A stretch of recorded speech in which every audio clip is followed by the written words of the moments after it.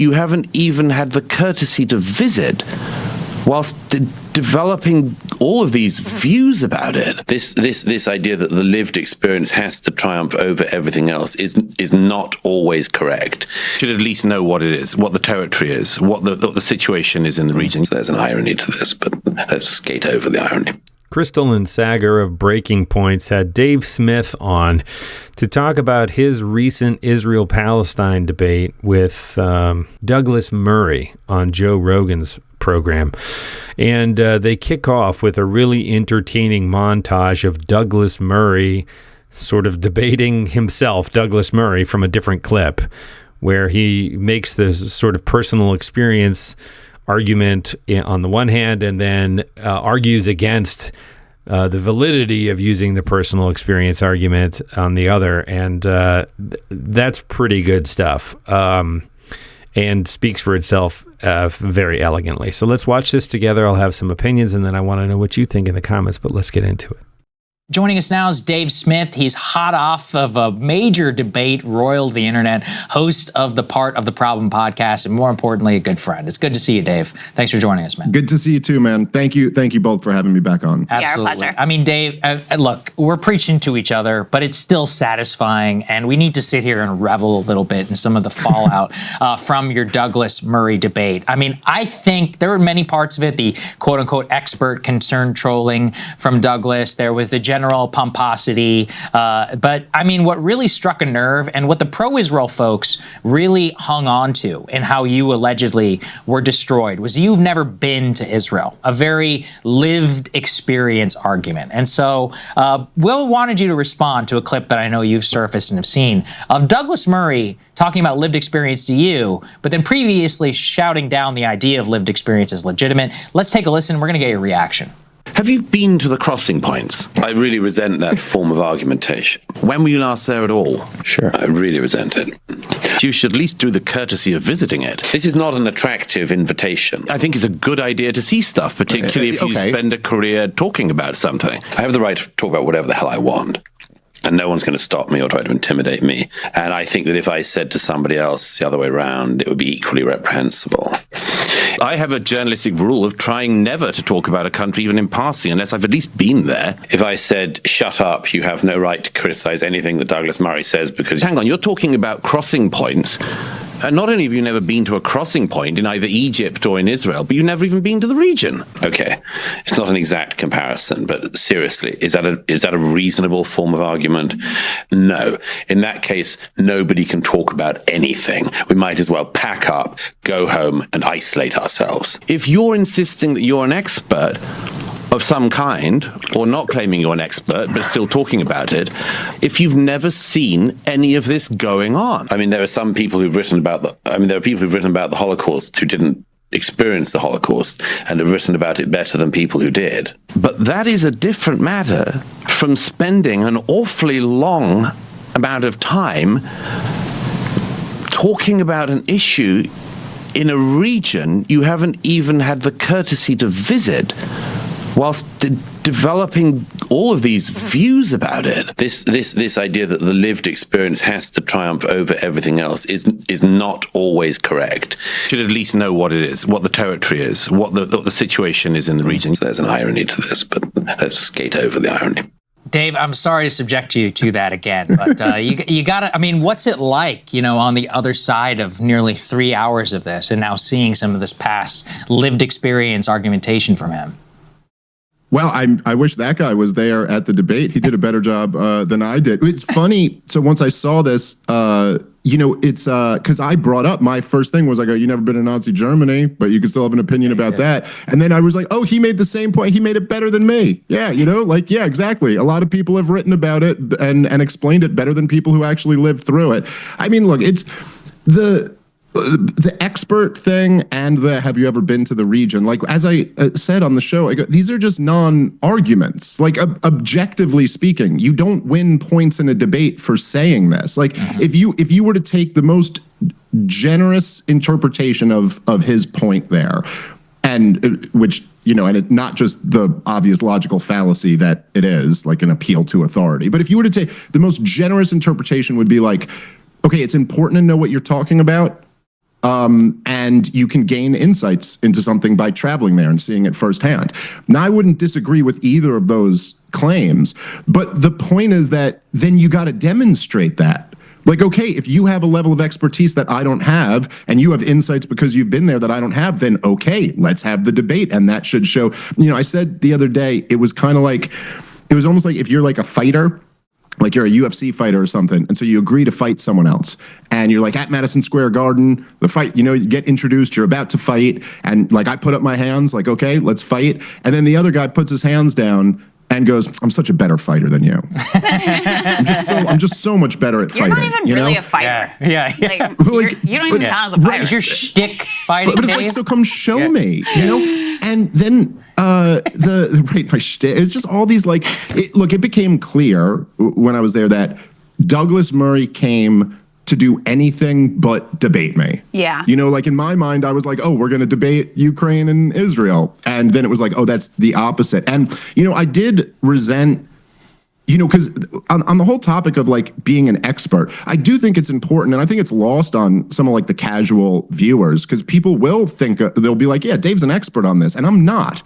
And I was quite comfortable saying that there. Like, I'm a commentator. I'm a stand-up comedian, But again, Douglas, as you could see in that clip, he doesn't really believe any of the things he's saying. That's right. Look, if you really had commentators who aren't experts permeate the media, and not just like the new media, like the old legacy media. What do you think? Chris Matthews is an expert on Israel Palestine? Does Douglas Murray have a problem with Bill Maher having a show? Does he have a problem with Dave Rubin having a show?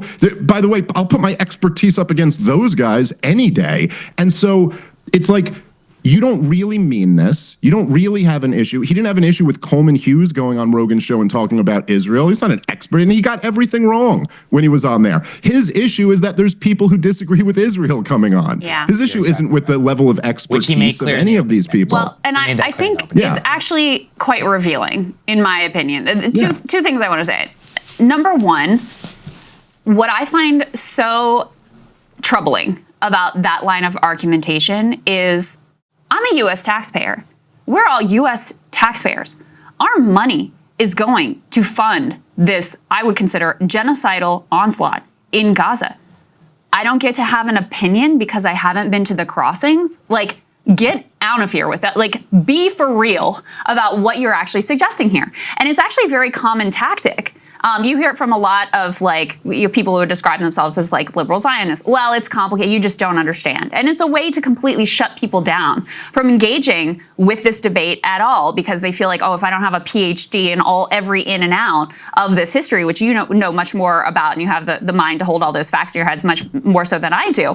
But that you feel like if I don't know every single fact that has ever happened and what Bibi Netanyahu said in 1993 in this speech or whatever, then I don't get to have an opinion.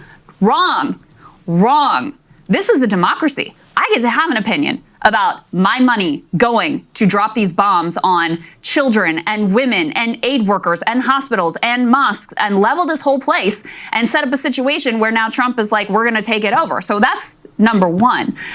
I just want to jump in real quick, because I do think it's great that Krystal Ball calls out this is a tactic to shut down the conversation, right? And it is a bad faith.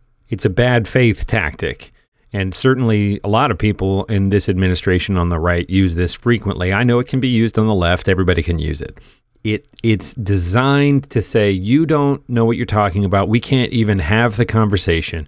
Versus, for example, one alternative would be, all right, well, I know for a fact there are certain things, but let's talk about what we do and don't understand, and let's make sure we're on the same team. Not the same team, but we're on the same page in terms of trying to get to a state of enlightenment, right? Instead, it's like, no, you can't even, you don't know anything. And I love that she called that out. Number two, I think it's actually very revealing that in your language, he came here wanting to avoid a debate with you, because there is no debate at this point. There is no debate. Look at the way that, the public who is consuming this through a very biased media outlets with, very slanted coverage, how much they have turned on Israel, how much their sympathies have changed. The only group that still like has a majority support of more sympathy for Israel or Palestine is like basically older Republicans. Every other demographic group has shifted. So I think, to me, the hollowness and the resorting to effectively rhetorical tricks to try to come out on top, to me, it's just emblematic of the fact that, like, if you're out there arguing like, oh, Israel isn't blocking aid at this point, I mean, that's a ridiculous, that's a ridiculous stance to try to claim. So instead you have to go to like, oh, well, you haven't even been to the crossings and personally inspected all the goods that are coming in. Get out of here. Yeah, well, that was, I completely agree. And that was one of the things that was infuriating about it, because he makes this accusation to me that I claim to be an expert, but then I have kind of like this like get out of jail free card where I'll go, oh, I'm just a comedian or whatever. And that's just, both of those are not true. Like, I never do either of those. I never claim to be an expert. And you guys, I mean, you guys have seen all my stuff, but you guys have seen enough of my content. Has there ever been a time once where like I made a point and then someone countered the point and I went, well, I'm just a comedian, so I don't do that. I actually hosted a debate that you did for over 2 hours. You didn't do that once. I can literally attest to that personally. And I smoked Dennis Prager in that debate. But I couldn't say it at the time, but you definitely did. Yeah. I mean, at least he came to debate, though. You know, like, at least we actually debated the issues. So the thing that was so infuriating is like Douglas Murray is accusing me of using this this escape patch, oh, I'm just a comedian. But then he was the only one who did that through every single point. Like, every time it came to, oh, we're actually talking about the issue. If like the most pedantic, semantic, if I went, we've been at war for 20, there was one point where he literally goes, I said, we've been at war, for the last 25 years. And he goes, you have not been at war. Wow. Yeah. And I went, oh, because it's not a war here. I go, yeah, we're picking on third world countries. And then he said, well, in Afghanistan, you were there to take out Al-Qaeda. And I was like, yeah, maybe that sums up the war through the end of 2001. But after that, it was a 20-year regime change war against the Taliban. And then his next line is, that's because you got sucked into war. And it's like, so we just did this whole thing just to come back to you saying the same thing that you had. And I mean, it would be like, I'd say, okay, so when we were talking about Ukraine, at one point I go, well, look, Joe Biden's CIA director wrote the net means net memo. He was the CIA director for all 4 years of Joe Biden's administration, and he's the one who told you that this is what caused the war. And then I said the head of NATO said the same thing, that he sent a draft treaty and then his response to that is, the war wasn't about Ukrainian entry to NATO.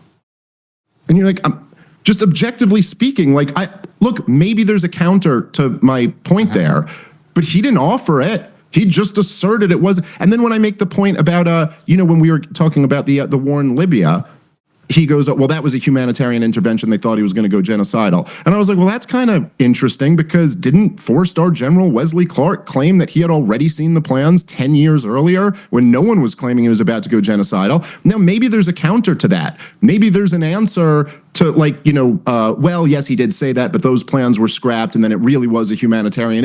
Maybe there's a counter. But he just goes, you can't say the name Wolfowitz, or people might hate Jews. That was the dumbest thing. What?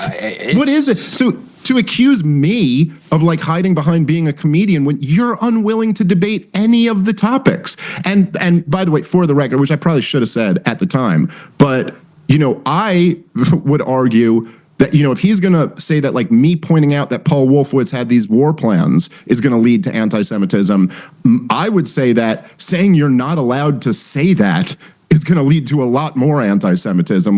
To say that, you're not allowed to criticize Jewish people. I don't know if you've ever listened to any of the people who don't like Jews very much, but that's a huge part of their beef. Yeah. And, they kind of have a point on that front. I don't think they're correct to, hate Jews, but they got a good point on that. It shouldn't be, nobody who has that type of power should ever be absolved from criticism. It's absurd. You're exactly right. Yeah, his idea was, it was something, I've never even heard this level of argumentation, which was that Wolfowitz was some low-level bureaucrat. It's like, dude, read a fucking book.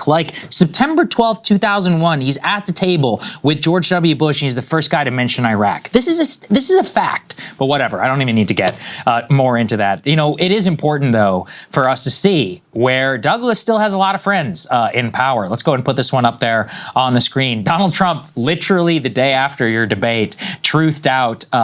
Can we put that up there, please? Yeah. My friend Douglas Murray just released a new book, My Friend, on democracies and death cults. It's quickly becoming a bestseller based on his firsthand reporting, quote reporting, yeah, we could call it that, documents the barbarity of Hamas's brutal attack on Israel on October 7th and Israel's heroic response. So, I mean, Dave, this is something, you've delved on a little bit in the past, but, some of your past discussion just with the Trump administration and their current posture on Israel, and we'll get to the deportations in a little bit. But what was it like to see Trump, just put this book out like that with obviously, it's not his own behest. It's either the donor class or somebody around him, but somebody definitely drafted that for him. Yeah, somebody drafted it for him, but it was still enough, somebody powerful enough to put that out there, kind of as a counter signal to the moments after your debate. Yeah, I mean, look, I don't have any more insight than what you guys have. I'd be speculating about what it is. It was amusing to me. I don't know. It's like, I feel, a lot of people were telling me, for quite a while, I hear the Zionists on Twitter being like Douglas Murray is the guy you got to debate because he'll smoke you. And after the debate, I'm like, this is the best guy you guys got, who can't even argue the topic. Okay. But I did think it was, I don't know. I just thought it was kind of amusing. But look, it's the worst thing about Donald Trump. It's just the worst quality about him. It was true in his first 4 years, and it's true this term too. The absolute worst thing about him is that he is just terrible on the issue of Israel and Palestine. And then that, of course, undercuts everything else that could be good about the Trump administration. And that so you just can't be America first while being more loyal to a foreign country than to your own. And it's never been so blatant as it is right now. Coming off the last 25 years of terror wars on behalf of Israel, every last one of them being a disaster, every last one of them we were sold based off lies. Every one of them, none one can even defend them at this point. I remember when my good friend, or you guys have had on the show, Scott Horton, debated Bill Krystal, and he goes, "When was the last war that?" Or someone in the crowd asked, "What was the last war you could justify?" And I can't remember. I think he started talking about the Balkans or something like that. Even Bill Krystal can't pretend to justify one of these interventions over the last 25 years. And now, right now, we're killing people in the poorest country in the Middle East, in Yemen. We're flirting with a war with Iran, and it is so obvious that neither of these countries are any threat to us. No one's even pretending. There isn't even the Al-Qaeda argument. They don't even have the Saddam Hussein was in on 9/11 and he's got nukes and he's going to pass them off to Al-Qaeda. No one's even presenting an argument that this could be a risk to the United States of America. Yeah, I have complicated feelings about Dave Smith because I really disagree with some of his viewpoints. Just from what he said right now, I don't think that the worst thing about Donald Trump is his Israel stance because it undermines all of this other stuff that he could do about America first. I think the worst thing about our dear leader is that he's singularly unfit to hold the office, right? I mean, I boil it down to saying Trump doesn't care about anything in the world as much as himself. And that is the worst person to sit in the White House at the Resolute desk, right? If there's one job requirement for the presidency, it's being absolutely committed to try and make America better for all Americans. And, this isolationism thing has been done before. It hasn't turned out particularly well. I do agree with Dave Smith's stance on the particulars of supporting the Netanyahu regime and the absolute brutalization of the Palestinian people. If you're going to combat Hamas, you have to start looking at some of the underlying issues that fuel it. I'm certainly not an expert either, but I think some people will say, well, Hamas has said they'll never stop fighting. And it's okay, but the answer can't just be killing everyone in Palestine. We're getting into the weeds here. Please let me know what you think in the comments.